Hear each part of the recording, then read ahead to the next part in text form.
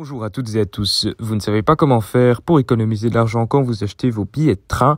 Cette vidéo est faite pour vous. Dans celle-ci, je vais vous donner quelques conseils et astuces que vous pourrez adopter pour économiser un peu.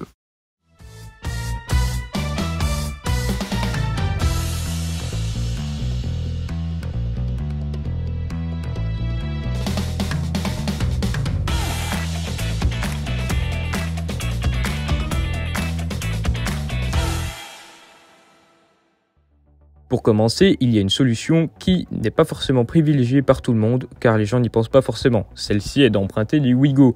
Mais qu'est-ce qu'un Ouigo? Un Ouigo est un train à grande vitesse mis en place par la SNCF il y a de cela environ 10 ans. Le principe de ces trains est de relier rapidement, comme le TGV, les grandes villes entre elles. Par exemple, Paris-Lyon, Paris-Marseille, Lille-Marseille et j'en passe. Mais du coup, pourquoi sont-ils moins chers ces trains?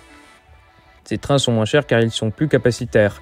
Un TGV accouplé avec un autre TGV peut emporter en temps normal environ 1000 personnes. Celui-ci peut en prendre 1600, ce qui fait qu'il y a une plus grande rentabilité sur la masse de personnes qui le prennent. Mais depuis un an ou deux, il est également possible de prendre des Ouigo trains classiques. Mais qu'est-ce que c'est?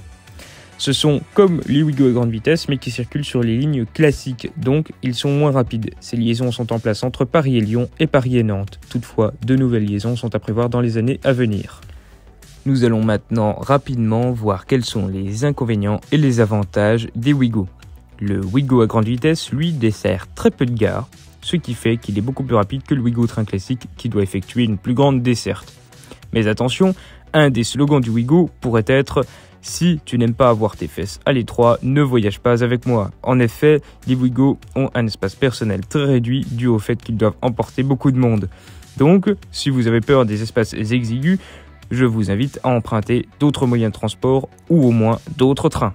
Par contre, le jingle officiel de Ouigo, Ouigo, la France des trains à 10 €, n'est pas faux. Effectivement, le prix des Ouigo est très peu cher. Par contre, il s'agit là du strict minimum que vous aurez à votre place, c'est-à-dire pas de prise électrique et attention, dans un Ouigo, il n'y a pas de voiture-bar. Prévoyez toujours à manger et à boire avant d'aller dans le train, sinon vous allez vous retrouver marron.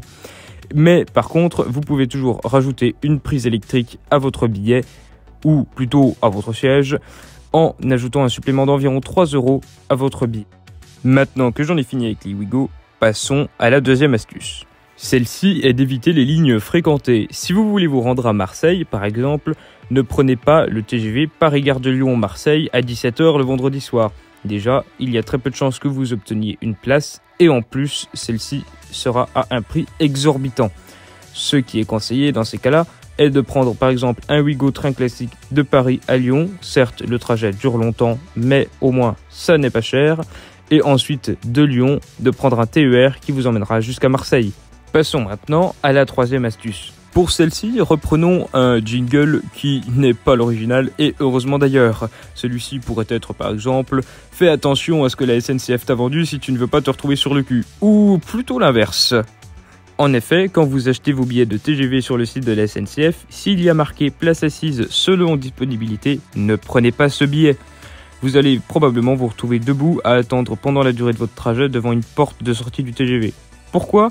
Parce qu'en fait, admettons que le TGV ait 800 places, les gestionnaires vont vendre 820 billets en pensant qu'il y aura des gens absents lors du départ, donc que vous pourrez trouver une place. Et si vous vous posez la question, oui, c'est légal. Prochaine astuce. Ce conseil consiste cette fois à voyager en dehors des heures de grande affluence, par exemple en milieu de journée. Privilégiez ces horaires pour voyager. Pourquoi ? Parce qu'en fait, les billets de train sont aussi déterminés sur la fréquentation des trains. Si la SNCF sait de base que tous les billets vont être vendus, forcément ils vont les vendre plus cher. Pourquoi ? Parce que ça va leur apporter plus d'argent, notamment sur les TGV. Les TER sont moins impactés par ce phénomène, mais quand même. Le dernier conseil est donc d'acheter vos billets à l'avance. Pourquoi ?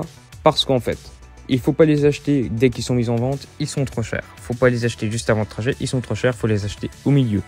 Parce que la SNCF, quand elle met en vente ses billets, elle les met à un prix qui n'est pas donné. Elle sait que la demande est présente, donc elle s'en fiche.